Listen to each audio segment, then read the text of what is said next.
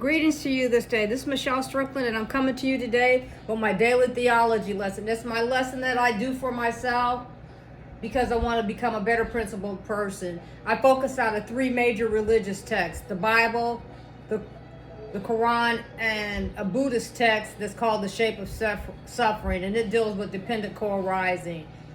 I just so happen to love God.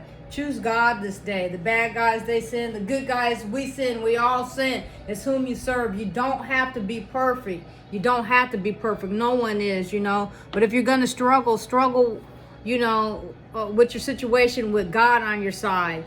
We can't get past our consequences, good or bad. If you choose God, we're still going to have consequences, but it's easier to deal with it when you know you have God.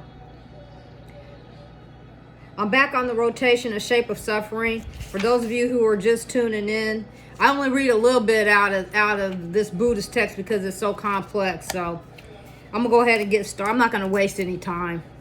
Okay. So I'm going to just read a little bit. And another thing too is with some of these, with these religious texts, sometimes when I stop, there's certain places where it's good to kind of stop, so it doesn't dilute the message, if I stop at the wrong place, because when I pick it back up, I want it to make sense, So, but anyway, so dependent co-arising, it deals.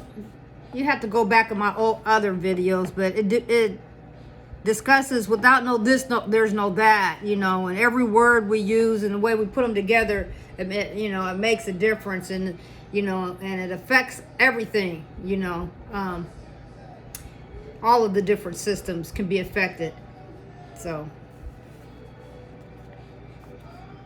you have to go, if you don't know what the systems are, you have to go back and get just refresh yourself, because I'm sure when you were in school, you talked about the different systems of the body and the sensory and the different senses that the body has and all of that. But I'm not going to go into that.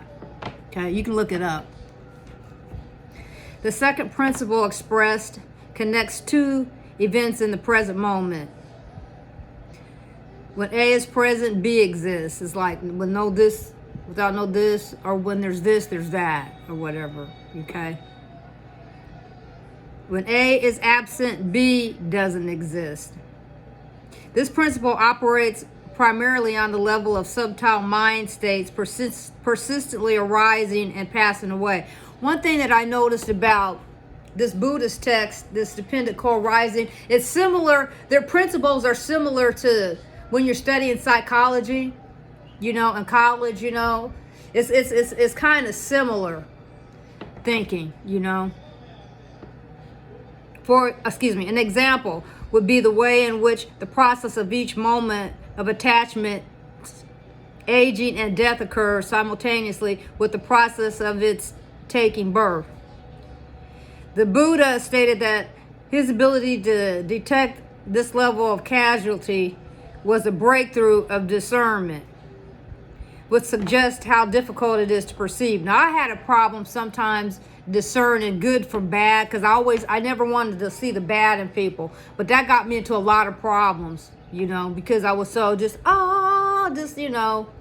all glorious thinking about people and stuff, and unfortunately everybody isn't good, as we all know, most of us at least. But I was naive, so I had to learn the hard way because it was hard for me to see the bad in people because I gave them a chance, to prove themselves or show themselves. Sometimes when we meet people or interact with them, we need to be trying to find some cues so we can avoid being around them, So that's one thing that I'm an advocate for now.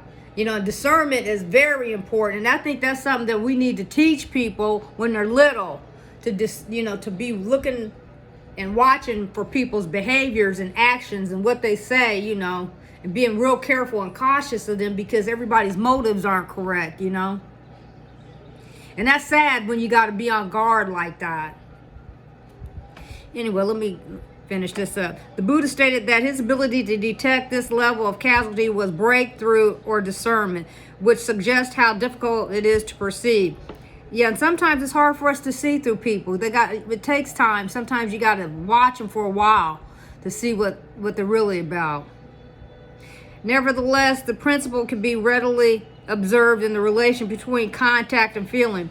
When contact is present at any of these senses, a corresponding feeling tone immediately comes into being. When the contact is absent, the feeling tone is immediately gone. These two causal principles intersect so that any particular experience will be conditioned by both past and present events. Applied to dependent co-arising, this fact means that events include in any one factor of the list can be affected not only by past events and the factors that act as their conditions, but also by the present ongoing. You know, that's just gives an example, simple example, when we do something, it has an effect. Like if we don't study for a test, and then we have to take the test the next day. If you didn't do what that's a pass. The night before was the past, and the day of the test is the present. And so if you didn't study, it's gonna have an effect, right? Let's see here. All factors can be present at once. And even though two particular conditions may be separated by several steps in the list, they can be immediately present to each other. So everything interrelates with each other, Whatever our lives encounter, everything interacts a certain way. It's like yeah, I'm just leave it there. Thus, they can create the possibilities for the feedback loops to behave in unexpected ways, This is what allows for the complexity of dependent co-arising and for the fact that it contains many feedback loops operating on different time scales. Yeah, so everything that we do, every interaction that we have, me putting a book on the table has, boom, it made a noise, and that noise is gonna reverberate, and it's gonna go into the atmosphere, the sound waves. What I'm just trying to say that everything that we do, there's a reason for it. Every action, for every action there's a reaction. Without no this, there's no that. So I really enjoy this Buddhist text because it makes your mind think different. It takes you forward and backward, and it just makes your mind, it's like an exercise for your thinking.